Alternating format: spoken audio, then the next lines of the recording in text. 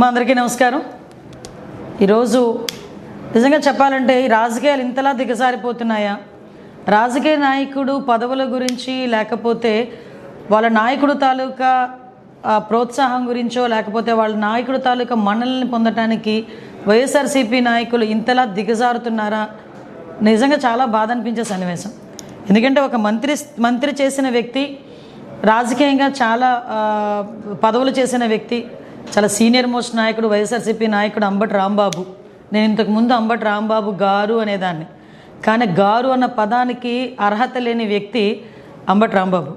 అంబటి రాంబాబు ఈరోజు ఒక చంద్రబాబు నాయుడు గారి గురించి మాట్లాడిన భాష, నేను ఒకటే సూటిగా అడుగుతున్నా, నీ భార్యకి కానీ మీ తల్లిగారికి కానీ ఒక్కసారి నువ్వు మాట్లాడిన భాష ఏదైతే ఉందో ఒక్కసారి చూపించి నేను మాట్లాడింది కరెక్టేనా అని మీ తల్లిని అడగండి, లేకపోతే మీ భార్యని అడగండి, లేకపోతే నీకు కూతురుంటే మీ కూతురుని అడగండి, అది కరెక్టే అని వాళ్ళు ఎవరైనా నోటి నుంచి చెప్తారేమో ఒక్కసారి ఆలోచన చేయండి.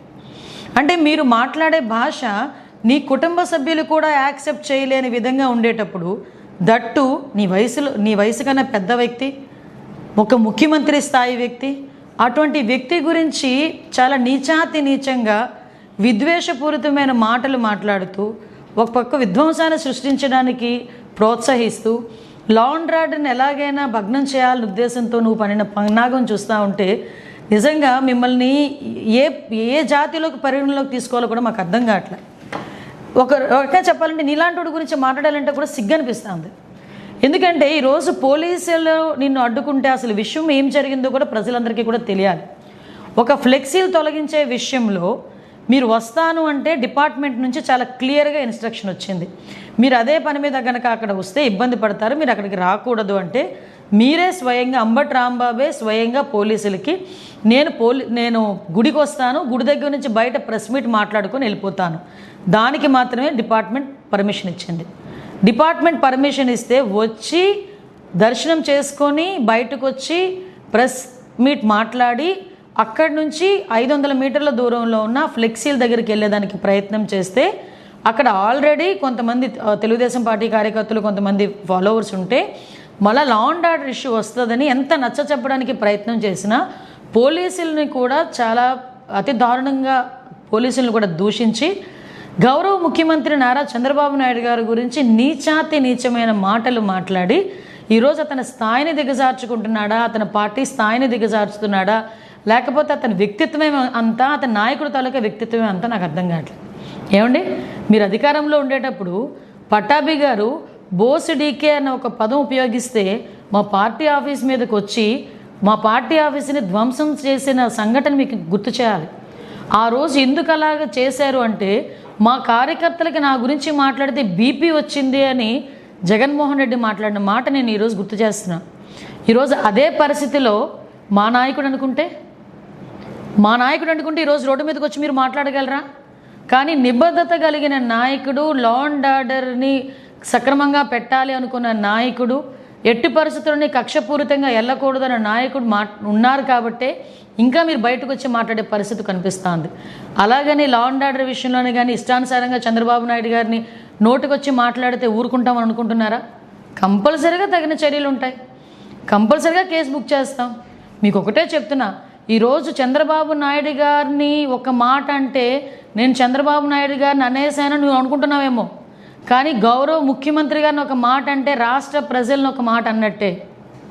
మళ్ళీ గుర్తు చేస్తున్న అంబటి రాంబాబు, జగన్మోహన్ రెడ్డి, చంద్రబాబు నాయుడు గారు లాంటి ఒక మంచి వ్యక్తిని, ముఖ్యమంత్రి స్థాయి వ్యక్తిని నువ్వు అధికారంలో ఉన్నప్పుడు, మేము ప్రతిపక్షంలో ఉన్నప్పుడు 53 రోజులకి జైల్లో పెట్టినందుకే 151 సీట్లు కాస్త 11 సీట్లకి దిగజారాయి. ఆ విషయం మర్చిపోకు.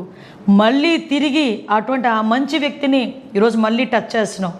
ఈరోజు నువ్వు ఎన్ని మాట్లాడినా, ఎన్ని బూతులు మాట్లాడినా ఆ మహానుభావుడు కుప్పం నియోజకవర్గంలో, తన సొంత నియోజకవర్గంలో సుమారుగా పిల్లలందరికీ కూడా 5,000 సైకిళ్ళు ఇచ్చి కుర్రోడ్ల సైకిల్ మీద హ్యాపీగా తొక్కుకుంటూ వాళ్ళతో పాటు ఉత్సాహాన్ని నింపి ముందుకెళ్తున్నారు. అది నాయకుడు అంటే. అలాంటిది ఈరోజు అంబటి రాంబాబు తాలూకా మాట తీరు కానీ నేను ఎందుకంటే ఇంకొక విషయం కూడా ప్రజలకు చెప్పాలి. ఈరోజు కల్తీ నెయ్యి విషయంలో రాష్ట్ర ప్రజలందరూ కూడా వైఎస్ఆర్సీపీ మొహాన్ని ఉమ్మేస్తున్నారు. దయచేసి క్షమించాలి నేను ఈ పదం ఉపయోగిస్తున్నానంటే.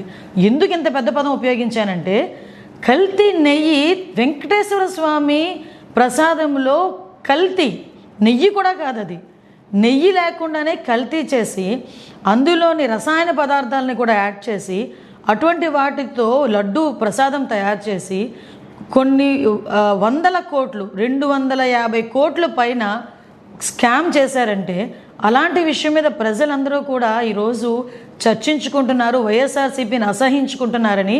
ఈరోజు డైవర్షన్ పాలిటిక్స్ చేయడానికి ఈరోజు అంబటి రాంబాబు బయటకు వచ్చి ఏమీ లేకుండానే పెద్ద సీన్ క్రియేట్ చేసి కావాలని గౌరవ ముఖ్యమంత్రి గారిని అన్ని అసభ్య పదజాలంతో మాట్లాడాడు.